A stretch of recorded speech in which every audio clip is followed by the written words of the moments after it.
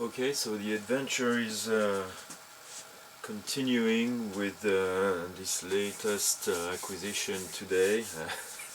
I actually have not paid any money for this. Grabbed it. I gotta send a check at some point for something like 25 to 30 euros. I've got 88 kilos of computer batteries here.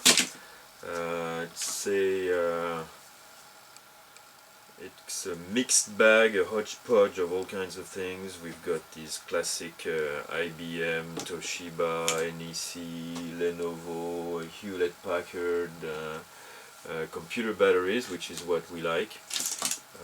Here some Asus with some LG cells in it. But I've also got a big load of these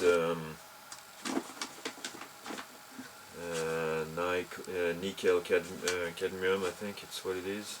Yeah, NICD. These were probably part of payment terminals, for credit card payment terminals. It says Thales on it, which is a company which does missiles and weaponry for military aircraft and payment systems for the French banking industry. So these, I don't know what I'll do. I've got some pretty thin lithium-ion things here. Not familiar with that. Pretty thin here on that Lenovo. Pretty thin stuff here too. Don't know what it is, but anyway, 88 kilos, probably around 200 usable batteries, I'd say. So at an average of six cells per battery. Had 60 over there in my previous purchase, so 260, maybe, well, okay, let's say 250 cells, 250 batteries times 6. That would be something like 1500 cells. So if I only keep 1200 that are not dead, and that's about 120 cells for 1 kilowatt hour. That's maybe I've got about 10 kilowatt hours of battery storage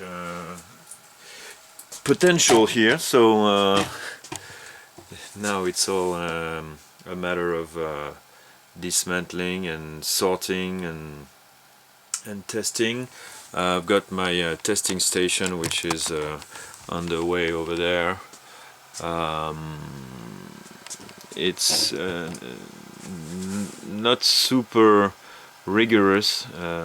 It started with this little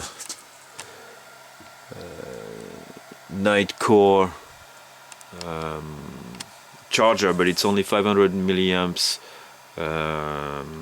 charging capacity and no discharge, so not very useful. This iMax B6 is cute, and I'm using it to discharge one cell here.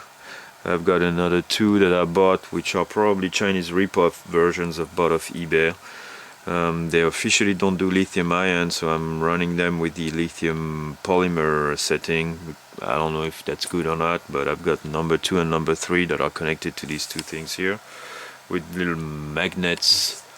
Yeah, I can't see. Oh yeah, I've got a little magnet here and a little magnet there, so that oh, I've just broken the connection, so screw me. But the ones I like more are these BT6 3100, because they handle four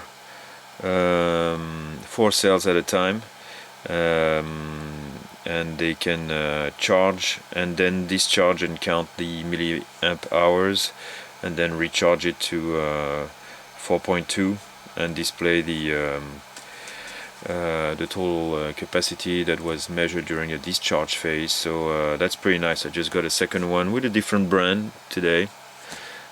Clearly exactly the same machine, you know.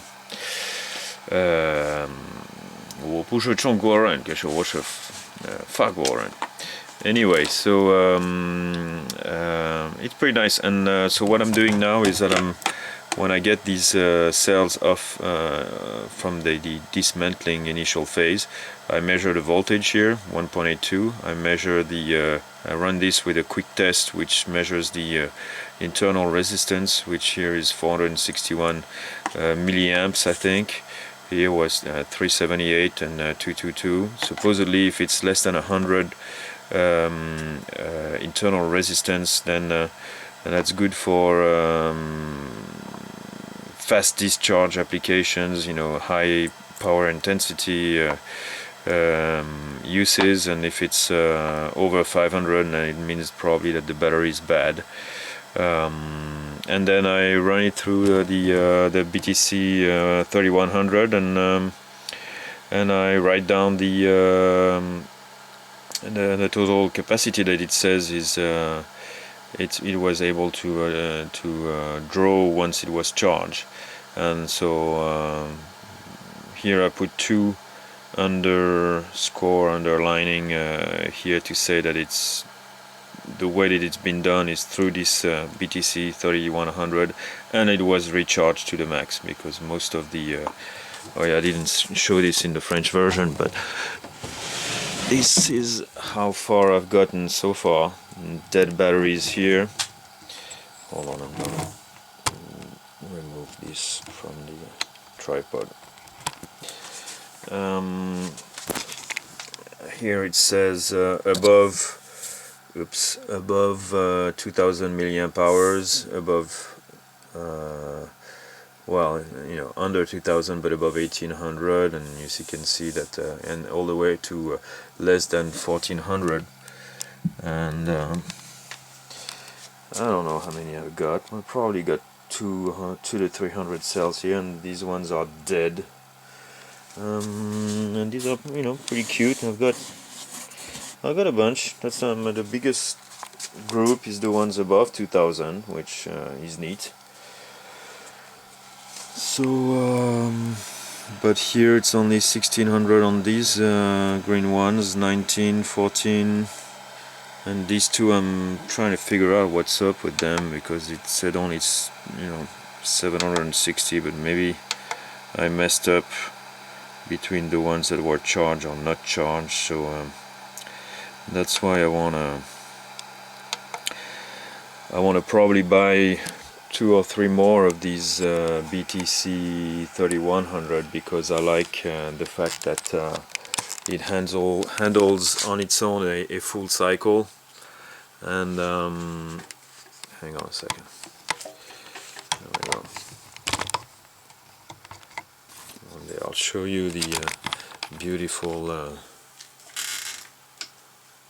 setup I've got with with my PVC pipe tripod. But anyway, the BTC 3100 is the one I like, and I think that one of the more important things is to make sure that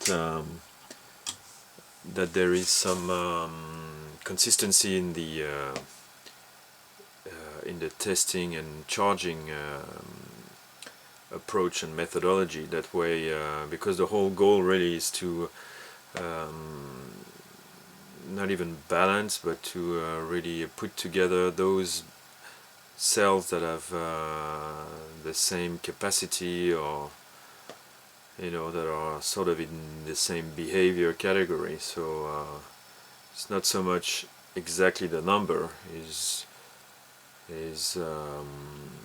lumping together things that are of the same strength. And so if you got cells that are supposedly strong and others that are supposedly strong too, but measured with a different device, then I mean, maybe they're not equally strong, and maybe